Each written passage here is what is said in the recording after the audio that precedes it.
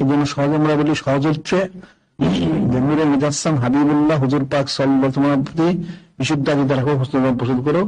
উনি শুধু আল্লাহ পাক না, এছাড়া যা আছে সব। আল্লাহ পাকের যেমন কোনো খুদ নাই, ঠিক নূরে মুজাসসাম হাবিবুল্লাহ হুজুর কোনো খুদ নাই।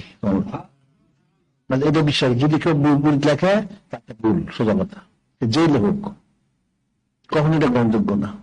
আর যদি তারা ওই স্তর বিন্যাস করে, অমুক এটা হচ্ছে কথা বলাটা হই অন্তর্মুক্ত, সম্মতি দেওয়া না, কাজ করা না, অমুক না, তোমার 14 কথা, এই বিন্যাসটা কোথায় রয়েছে? হ্যাঁ, এটা কোন সদস্য আছে এটা? হ্যাঁ, করলো কেমনে? কি বেশি বুঝে ফেললো সবাই? এটা কঠিন বিষয় দিলে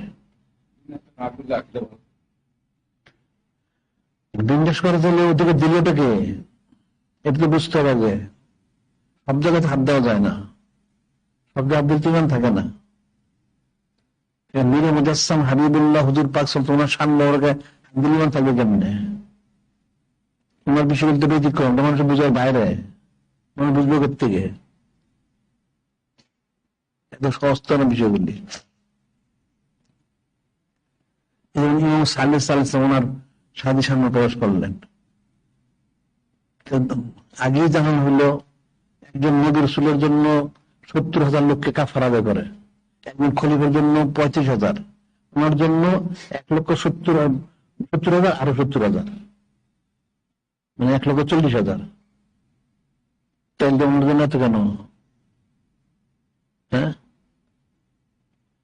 উনি যেহেতু নূরে মুজাসসাম হাবিবুল্লাহ হুজুর প্রাপ্ত, আর 1,40,000 কথা কোটি কোটি কাফারা আদায় করতেছে, আর কেমন আদায় করবো? তাহলে শানটা মর্যাদা কোথায় এখন? আমি বুঝলি এটা কি? এত সহজ জিনিস।